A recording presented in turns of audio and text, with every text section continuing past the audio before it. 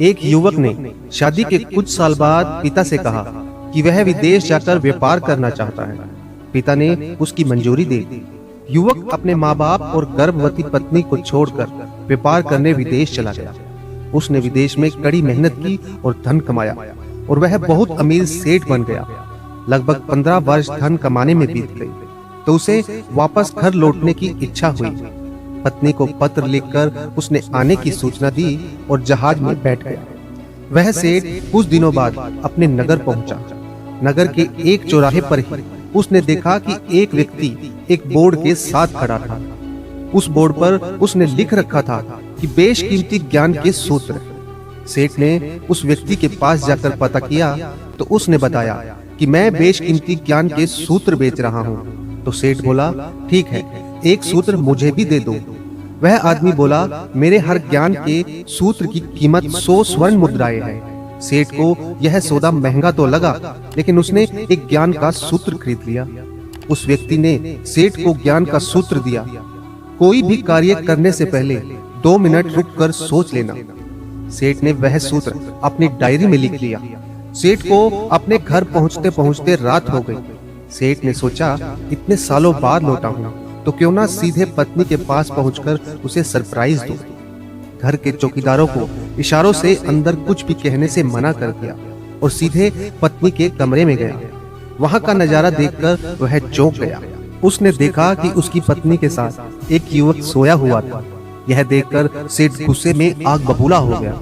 वह सोचने लगा कि मैं प्रदेश में उसकी चिंता करता रहा और यह यहाँ अन्य पुरुष के साथ सो रही है। आज मैं इन दोनों को जिंदा नहीं छोड़ूंगा। वह गुस्से से अपनी तलवार निकालकर दोनों पर वार करने ही जा रहा था। इतने में 100 स्वर्ण मुद्राओं के बदले जो ज्ञान सूत्र खरीदा था उसकी याद आ गई कि कुछ भी कार्य करने से पहले 2 मिनट सोच ले। वह 2 मिनट सोचने के लिए रुका। उसने तलवार वापस पीछे हटाई, लेकिन वो किसी बर्तन से टकरा गया। बर्तन के गिरने की आवाज से पत्नी की नींद खुल गई। आंख खोलते ही उसने अपने सामने अपने पति को देखा तो वह बहुत खुश हो गई और बोली, आपके बिना जीवन सूना सूना था। इंतजार में इतने वर्ष कैसे निकले यह मैं ही जानती हूँ। पत्नी ने इतना बोलकर पास सोए हुए युवक को उठाते हुए बोली, बेटा उठ जा, तेरे पिताजी आए हैं। युवक उठकर जैसे ही पिता को प्रणाम करने झुका तो माथे की पगड़ी सेठ के पैरों में गिर गई। उसके लंबे बाल बिखर गए। सेठ की पत्नी ने कहा, यह आपकी बेटी है, इसके सम्मान को कोई आंच न आए, इसलिए मैंने इसे बचपन से ही पुत्र के समान पालन पोषण और संस्कार दिए हैं। यह सुनकर सेठ की आंखों से आंसू की धारा बहने लगी। उसने अपनी पत्नी और बेटी को गले लगा लिया और सोचने लगा, यदि आज मैंने उस ज्ञान सूत्र पर अमल नहीं किया होता तो आवेश में आकर कितना अनर्थ हो जाता। मेरे हाथों से मेरा ही निर्दोष परिवार खत्म हो जाता। दोस्तों, इस कहानी से यही शिक्षा मिलती है कि जल्दबाजी में आकर कोई निर्णय न लेवे, क्योंकि जब हम आवेश में होते हैं तो हमें अच्छे बुरे का ख्याल नहीं रहता है। इसलिए गुस्सा होने की स्थिति में कोई भी निर्णय ना ले।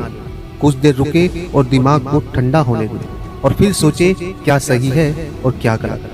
दोस्तों, अगर हमारी वीडियो पसंद आए तो वीडियो को लाइक शेयर जरूर करिएगा और अगर हमारे चैनल पर नए हैं तो चैनल को सब्सक्राइब भी जरूर करें। धन्यवाद।